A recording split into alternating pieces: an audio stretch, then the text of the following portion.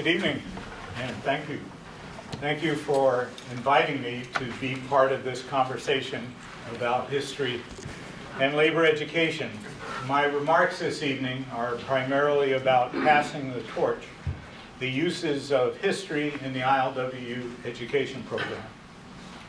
But first, I should let you know that I come at this subject with a strong bias in favor of labor history, the history of workers and their unions, and with the priority of meeting the archival and museum challenges of identifying, illuminating, and preserving that history. I earned my first MA in U.S. history while working on the San Francisco waterfront in the 1960s, and my second MA in archives management while off work with a back injury from an industrial accident in the hold of a ship in 1982. My first significant academic project during my archives education in 1983 was a survey of archival and museum holdings of documents and artifacts about waterfront workers in the Great Lakes region of the U.S. I was in Wisconsin at the time, and I was dismayed to find virtually no record of these workers, of their work, or their unions, or their tools, or their skills, except for a few scattered photographs of ships and piers. This revelation led me to devote my professional life to locating and preserving this past, with the belief that many could research and write and even teach about this history, but only if the historical record were preserved, and preserving that record has been my passion ever since. In 1986, when I returned to California, I was fortunate to be hired to put my interests and skill set in service to my union, the ILWU, as the union's archivist and research librarian, a service which, at the request of the international officers, soon evolved into coordinating the ILWU's new member education and leadership development program.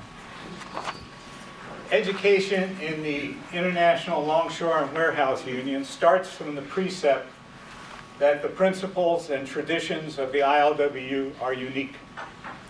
These principles are the distillation of the history of the organization and its members, and are the heritage of the union and its legacy as a progressive, militant, democratic organization under rank-and-file control. Principles today codified in the ILWU Constitution, along with commitments to labor unity, international solidarity, world peace, political action, and perhaps the hallmark of the union, opposition to prejudice and discrimination in all its forms, based on race, religion, nationality, gender, sexual orientation, political belief, or affiliation. When we talk about teaching members about these principles and traditions, we are talking about teaching history, helping members to understand how we got to where we are today, why certain choices were made along the way, and how to use these lessons to constructively cope with the present and prepare for the future. The ILWU's education program also aims to help today's membership to understand the radical values, the moral impulse of the union's founding members. In that sense, the education program creates the opportunity for personal transformation by hopefully helping a new generation to find out for themselves the answer to the question, how can today's members of the ILWU learn from the past how to better advocate for themselves, discuss and disagree with others, and then move forward together under one banner, united in common cause. On balance, our program is partisan rather than sectarian, and it is predicated on the notion that a member cannot effectively understand or represent the ILWU without historical perspective, without perspective on historical context, and without believing if you want to make history, you better understand it. The challenge has been to achieve these objectives in ways that are engaging and translate into change and insight in today's workplaces and union activities. It's also about learning the best educational formats and materials to use. I don't know that we have found the best, but we have made some effective choices, which have included historical reenactments and role-playing scenarios and small group environments within conferences held in retreat-like settings. I like to think our choices about methods and content have been guided by the goal of being evocative. That is, in the course of any given program, to evoke an emotional experience that predisposes the participant to be discerning and thoughtful intellectually, and also to be predisposed towards solidarity and collaboration in action. We understand that the union's founding principles arose from the experience and beliefs of the generation of workers who organized, built, and defended the union in its first 20 years, immediately establishing a tradition and reputation that lent itself to myths and legends, such as the aura around founding President Harry Bridges. So rich was this aura that it took a while for weak links to emerge. Namely, if any attention was paid to education during the early decades, it was primarily limited to the realm of publicity. That is, getting the word out to the ranks by way of newspapers, newsletters, and announcements at meetings. But a subtle sea change began in the 1950s, when currents of history permeated discussions about commemorating the 20th anniversary of the 1934 strike. Then, combined with the imminent retirement of many members of the founding generation under the newly negotiated Longshore Pension Plan, and contributed to a watershed event at the union's 1953 convention, where the delegates distilled the learnings from the union's first 20 years into what the officers called the 10 guiding principles, to guide the rank and file for generations to come in the ways of the founders. All of which was followed in 1955 with publication of the ILWU Story, a popular history of the key events, achievements, principles, and traditions of the union. Over the next 30 years, internal education was in the hands of the locals, who would sometimes ask international officers and staff for assistance, usually for basic stewards training and occupational health and safety programs. And most longshore locals had kept alive the annual observance of Bloody Thursday, the July 5th tribute to those slain by police gunfire in San Francisco during the 1934 strike. And a few locals took advantage of campus-based labor studies programs in their area. But not much history was going on. Then during the 1980s came a convergence of several factors that intensified awareness of the importance of passing the torch, as powerful as any that moved the union in the early 1950s.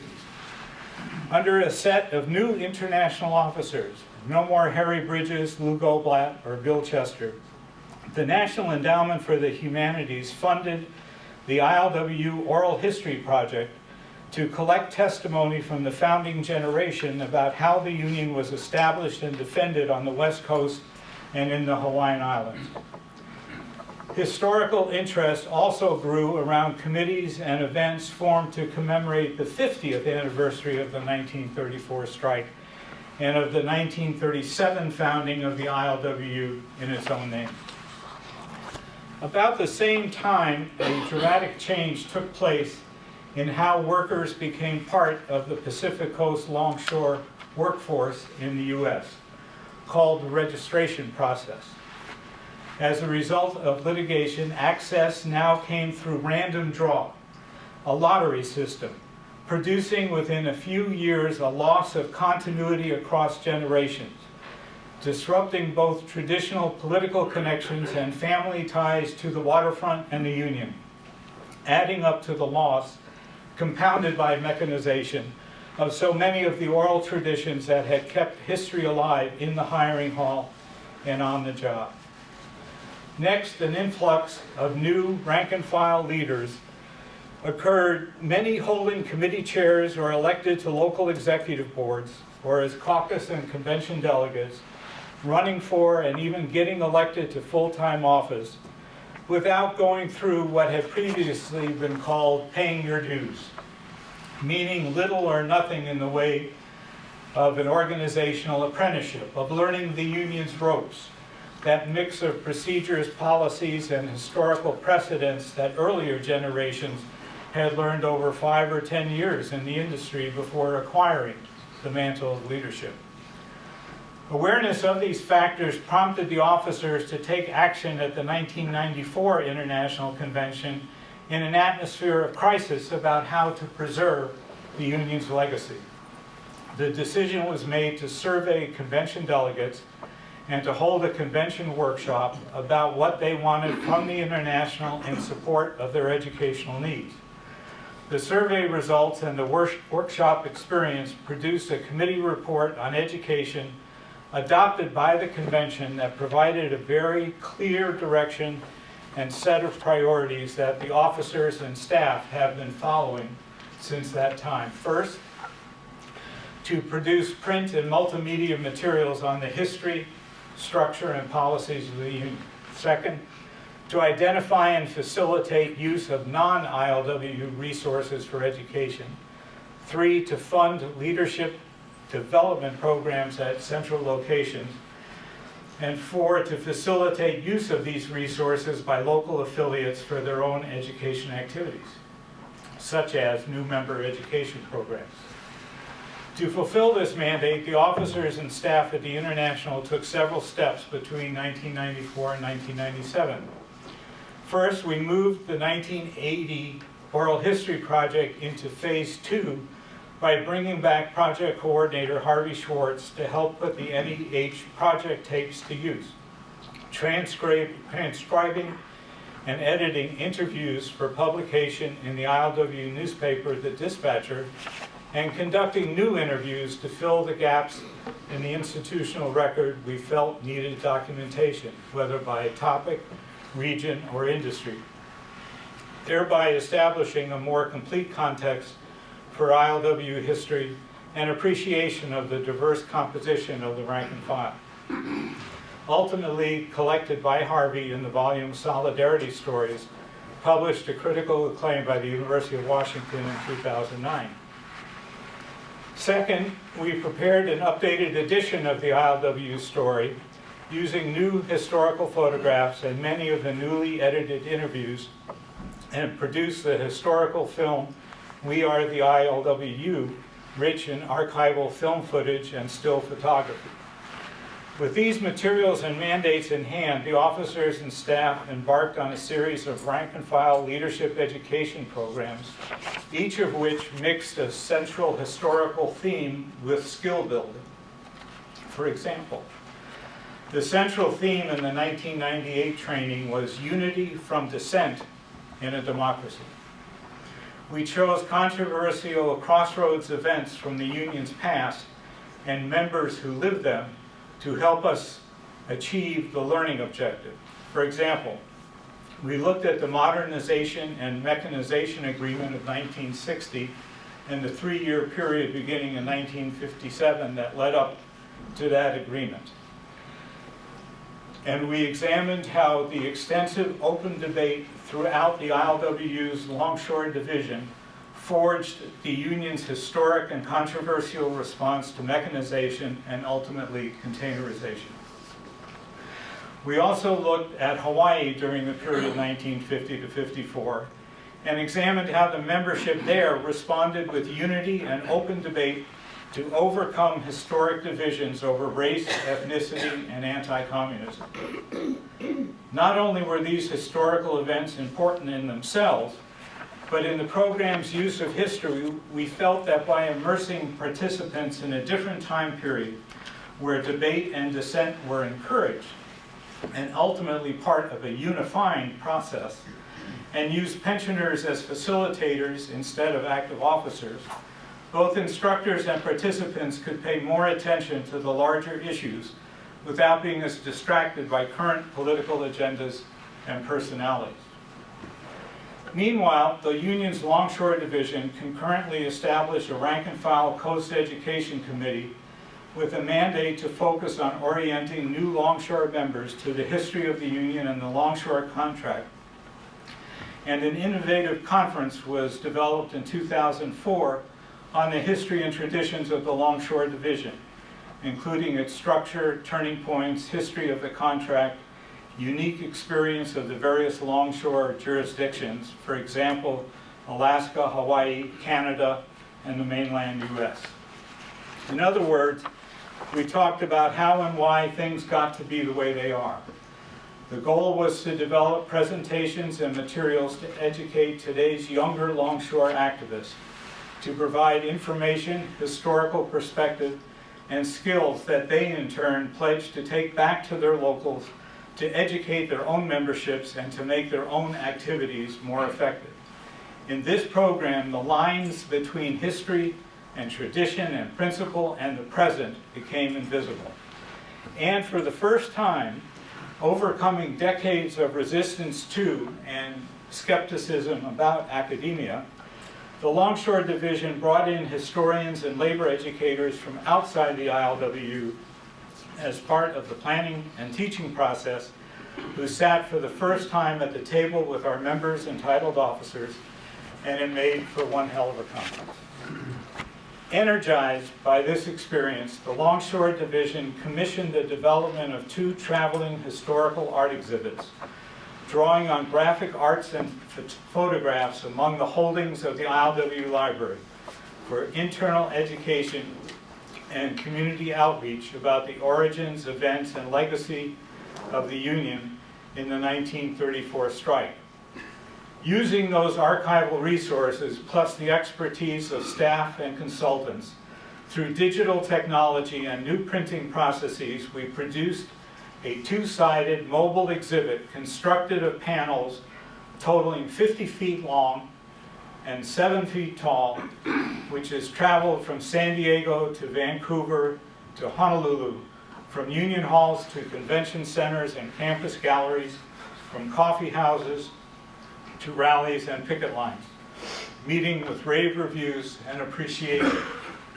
There is panel 1 of the exhibit. You can see that what we were able to do, each of the small rectangles was 2 feet by 3 feet. And so we were able to use the photographs, archival photographs, some narrative in the yellow text, and occasionally, which occurs in later panels, actual documents, like key documents that get referred to over and over again, but the letter over Harry's signature about his opinion of the ILA, and anyway, we won't go there right now. But the point is that you can get some idea. I mean, this is less than half the size of one panel, and so we had 10 panels, which made for an active, interactive experience of people who came to see the exhibit, and made for conversations, etc. At this point, an appropriate question might be, how well are we doing? We may not be ready to quantify the answer, but returned evaluation forms and anecdotal evidence indicate that we are on the right track. Members are being elected as delegates, and officers and committee members who have gone through these programs and used these materials. There appears to be increased attention to unity, accountability, constructive criticism, and curiosity about the past. At the very least, implementation of this program has been uplifting for staff, officers, and instructors. There's much to be done and much learning about how to do it, learning more and better ways to teach, to better integrate the past with the present on an individual level. This internal experience has also broken down some of the barriers between the union, the community, and academics, and facilitated ILWU participation from both officers and rank and filers in other collaborative, educational, and historical projects with university-based constituencies to mutual advantage, such as the extraordinary Harry Bridges Center and New Labor Archives at the University of Washington, both of which we can discuss in detail at another time. To have this effect, to benefit from these efforts, we have to not only participate, but we also have to be knowledgeable about what we are talking about. And we have to be committed to collaboration. And in this arena of public education, to be guided by our own principles of inclusion and unity, which means proceeding with respect for our project partners from other constituencies. It is this kind of ecumenical approach that is already strengthening and enriching the new Westminster Waterfront Project. And the project's goal of bringing into public view the people who worked the docks, used the tools, operated the equipment that moved the cargo and crewed the ships. The people whose lives and workdays and incomes have been directly affected by technological change and waterfront policy planners.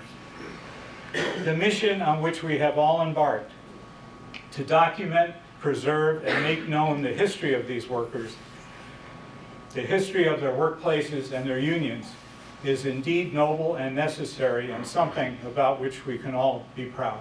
Thank you.